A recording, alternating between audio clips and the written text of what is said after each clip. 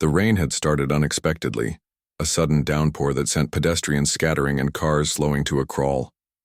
Emily Carter, a 32-year-old emergency room nurse, pulled her hood over her head as she briskly walked toward her small Toyota, parked a few blocks away from the hospital. Her shift had just ended, 12 grueling hours, barely a break in between the usual chaos of a night shift in the ER. All she wanted was to get home, take off her scrubs, warm up a bowl of leftover soup, and maybe, if she was lucky, sleep before the next shift. But fate had other plans.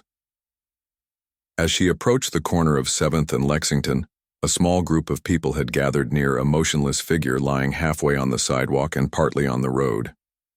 Horns honked. Drivers grumbled.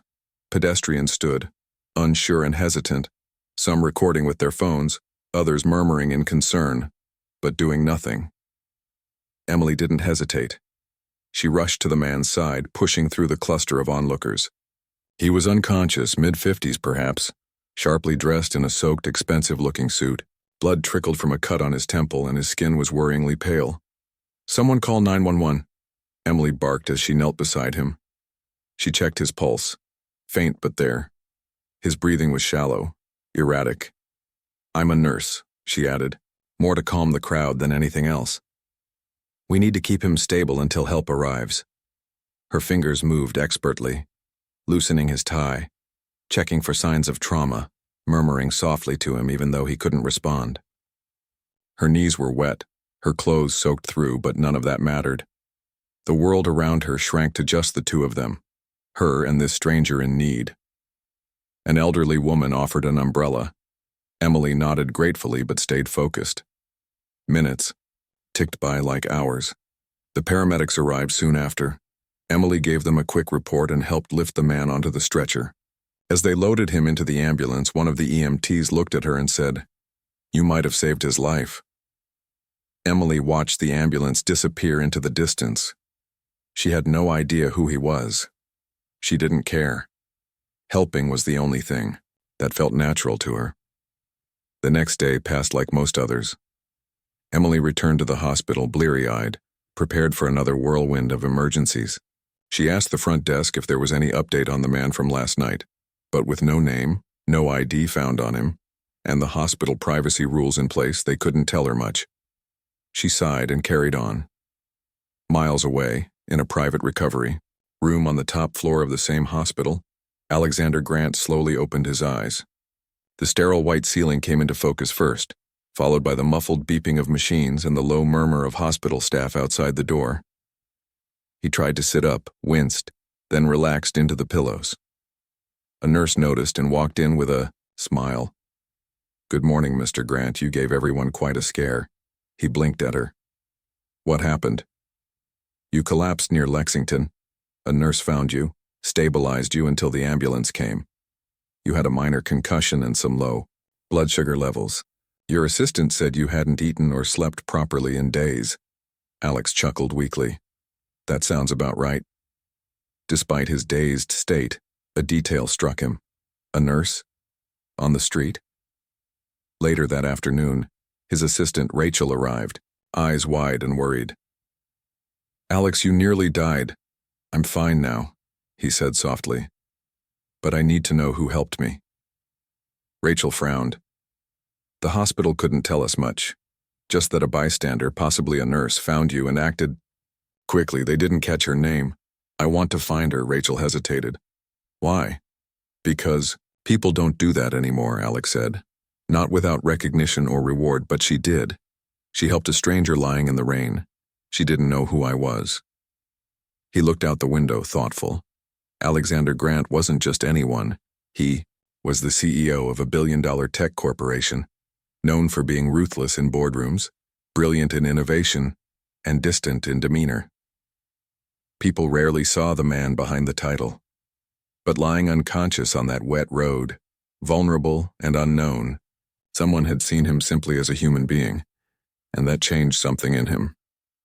Days turned into a week. Emily had mostly forgotten the man. Life moved fast in the ER. Her days were filled with adrenaline and exhaustion, her nights with fleeting rest and modest dreams. Rent was due, Her younger brother needed help with tuition. She stretched her paycheck every month and never once complained.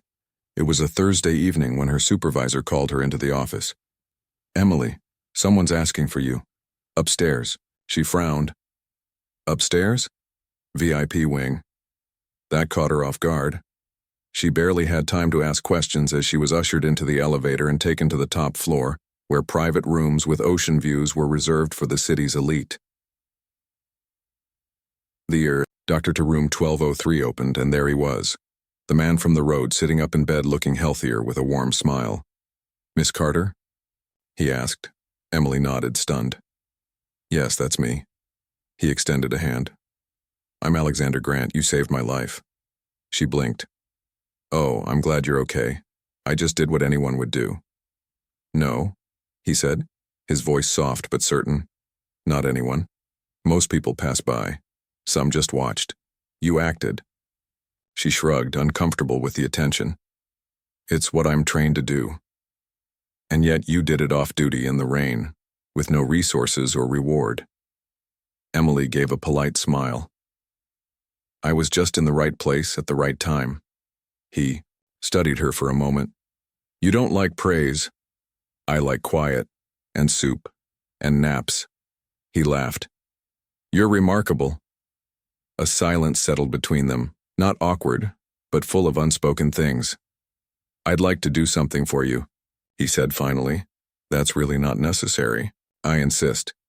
Emily tilted her head, thoughtful. "Then maybe donate to the free clinic down on 12th. They're short on supplies." Alex smiled. "Done. But that's not enough." He didn't tell her then, but he already had plans forming. Weeks passed. Emily didn't think much of the encounter. She'd met grateful patients before. Life continued, one emergency at a time. Then, one morning, she arrived at work to a flurry of activity. People were buzzing about a news segment that aired the night before, a special story on kindness. A mysterious donor had funded a new wing at the community hospital, upgraded equipment at the free clinic, and started a nursing scholarship fund. Then her name was mentioned, Emily Carter, the nurse who helped an unconscious stranger without knowing. He was a CEO, without wanting anything in return. Her phone buzzed nonstop. Reporters wanted interviews. Colleagues cheered. Her brother cried when he learned his tuition was now covered by a grant bearing her name. Emily was overwhelmed. That evening she found an envelope taped to her locker. No sender, just her name written in neat handwriting. Inside was a handwritten note. "Dear Emily, you reminded me what humanity looks like. Not the polished version shown in speeches or articles, but the raw, instinctive, beautiful act of kindness that asks for nothing in return. Because of you, I see the world a little differently now. I hope others do too." With endless gratitude, Alex below the note was a small card. CEO Grant Foundation, Emily Carter Humanitarian Award, Annual Recognition for Selfless Service. Tears welled up in her eyes, not for the recognition, but for what it meant. That kindness mattered, that it could ripple outward, inspiring more than she ever imagined. Months later, Emily stood on a stage in a modest auditorium, accepting the first ever humanitarian award in her name. Her speech was short, humble, sincere. "I didn't know who he was," she said, "and it wouldn't have mattered if I had. We help because we can, because it's the right thing to do, because in the end we all need each other." The audience stood, applauding not just her, but the idea she represented. In the back of the room, Alex Grant watched quietly, hands in his pockets, a soft smile on his face. The nurse who had saved him had given him more than life. She had given him a reason to change, to give, to reconnect with the world. And somewhere deep inside, he knew, in a world full of ambition and noise, it was kindness, simple, quiet, powerful, that would always leave the greatest legacy. After the ceremony, the crowd slowly filtered out, many pausing to shake Emily's hand or take a photo. She smiled graciously, though it still felt surreal. She had never sought the spotlight. In fact, she preferred the comfort of anonymity. But tonight she embraced it not for herself but for the message it carried. Backstage, she finally found a quiet moment to breathe. That's when she saw him. Alex stood near the exit, away from the crowd, dressed in a simple suit, no tie, looking more like a friend than a billionaire CEO. Their eyes met, and for a moment neither said a word. "You clean up well," she teased, walking over. "So do you," he replied with a gentle smile. "Although I think I preferred the soaked scrubs version. She was much scarier." Emily laughed. "I get that a lot." They stepped outside into the cool evening. The city lights flickered in the distance, casting a golden hue over the sidewalk. Cars passed, horns honked. New York never really slept. "I meant what I said in the note," Alex said after a pause. "You changed something in me." Emily glanced at him, curious. "How so?" He took a breath. "Before that day, I measured my worth in deals closed, profits earned, companies acquired. But lying on that street completely powerless, it didn't matter that I was a CEO. What mattered was whether someone would stop. And you did." He looked down at his hands. "I realized I'd built an empire but lost touch with the basics: empathy, humility, connection." She was quiet, letting his words settle. "So," he continued, "I've started restructuring the company. We've launched new health initiatives, expanded paid leave for our employees, started investing in underserved communities. Not because it looks good on paper, but because it's right." Emily smiled. "That's incredible." "You started that, Emily." They walked slowly down the block, the city alive around them, but the moment between them still and sincere. "Do you ever think about how strange life is?" Emily asked. "A few seconds, a decision to stop or keep walking, and it changes everything." "All the time," he said. "I think about that night a lot. You didn't know me, and yet you acted like I mattered. That's the kind of world I want to help build now." She nodded, and for the first time that evening she felt a quiet pride, not for the award or recognition, but because kindness had truly multiplied. It had gone beyond a moment. It had become a movement. As they turned the corner, he asked, "Do you ever regret stopping?" Emily looked at him with soft eyes. "Not for a second." He smiled, his heart full. "Then how about dinner? As friends? Or heroes? Or two people who got caught in the rain?" She raised an eyebrow. "Only if you're buying. Nurses don't make CEO salaries." They both laughed, the kind of laughter that comes from knowing something meaningful has taken root, something real. In the months that followed, the story continued to ripple across the world. News outlets shared it again and again, a reminder in a digital age that humanity still thrived in simple, unrecorded acts. Strangers began using the phrase "be an Emily" on social media to describe selfless deeds. Schools discussed it in classrooms. Hospitals used it in training. The Emily Carter Humanitarian Award was awarded each year, not just to medical professionals, but to everyday people: bus drivers, janitors, students, single parents, anyone who demonstrated extraordinary kindness without expecting anything in return. And Emily? She continued working in the ER. She turned down television deals and book offers, preferring instead to visit schools and clinics, talking quietly with the next generation of nurses and doctors, telling them, "What you do matters."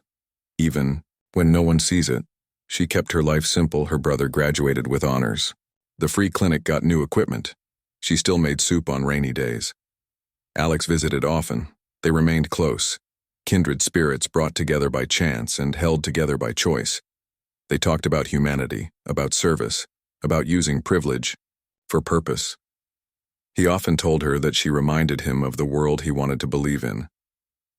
One day, during a quiet lunch break at the hospital cafeteria, Emily looked at him and said, "You know, I think we're all unconscious in some way, just walking through life unaware, until something wakes us up." He nodded. "Sometimes it takes a fall, or a nurse." They sat in comfortable silence, two lives forever changed by a rainy night and a decision that took only seconds. Years later, Children would read about Emily in school books. Her story would be told in community centers and on podcasts, whispered, in crowded subway cars and written on coffee shop chalkboards. But she never saw herself as a hero. She saw herself as a person who stopped when others didn't, who kneeled in the rain when others passed by, who believed that humanity, at its core, was still good. And because of that belief, quiet, unwavering, and brave, a man lived. A company changed. A city noticed. And the world remembered. As time moved on, Emily's story became more than just a tale of kindness. It became a symbol of hope. A reminder that no act of compassion is too small, no moment of courage insignificant. Every year, the award ceremony honoring individuals who embodied selflessness brought together people from all walks of life. Emily attended each one not as a celebrity, but as a quiet force behind it all. She'd sit among the guests, often in the second or third row, applauding the single mother who took in a homeless teenager, the teacher who stayed after school to help struggling students, or the bus driver who saved a life during a heart attack. The attention never changed her. She still rode the subway, still wore the same sneakers with worn laces, still worked the overnight shifts at the hospital when they were short-staffed. To Emily, kindness was never meant to be glamorous, it was meant to be practiced, day by day, one human to another. Alex, on the other hand, found his life turning in directions he never imagined. His boardroom, once filled with executives focused solely on numbers, was now surrounded by leaders who talked about mental health, community outreach, and employee well-being. He traveled often, but not for conferences. Instead, he visited shelters and clinics the foundation supported, often, quietly and without media attention. Whenever asked what changed him, he'd simply say, "A nurse who didn't know my name." One winter evening, nearly 2 years after the night that had changed both their lives, Emily sat in her apartment with her brother Noah, now a freshly minted college graduate. He was helping her decorate a modest Christmas tree. The smell of pine mixed with cinnamon from a candle flickering in the corner. Noah looked at her suddenly. "You ever think about what would have happened if you hadn't stopped that night?" Emily was quiet for a moment. "Sometimes," she admitted, "but not in the way most people would think. I don't dwell on the what-ifs. I think more about how one act can reach further than we realize. Like ripples." He nodded. "You didn't just save a person, Em. You started something." She smiled. "That's what kindness does. It multiplies when we pass it on." There was a knock at the door. When Emily opened it, Alex stood there holding a small wrapped gift and a grin. "Hope I'm not interrupting," he said. "Not at all, we were just talking about you," Noah chimed from the couch. Alex laughed. "Only good things, I hope?" "Mostly." They exchanged warm smiles. No one spoke of the past anymore. There was no need. Their bond wasn't based on an accident or recognition, it was rooted in something deeper. Shared values. Respect. A belief that compassion, though often underestimated, could rebuild broken systems and hearts alike. After dinner and laughter, after the gifts and stories, when the room had quieted, Emily walked Alex to the door. "You know," she said, "sometimes I still wonder why you didn't have any ID that night." Alex chuckled. "Phone died. Wallet stolen earlier that day. It was like the universe stripped me down to nothing, just another man on the street." "Maybe it had to happen that way," she said. "Maybe," he agreed, "so I could learn how to truly live." Before he left, he reached into his coat and handed her another envelope, this one marked "Confidential." She raised an eyebrow.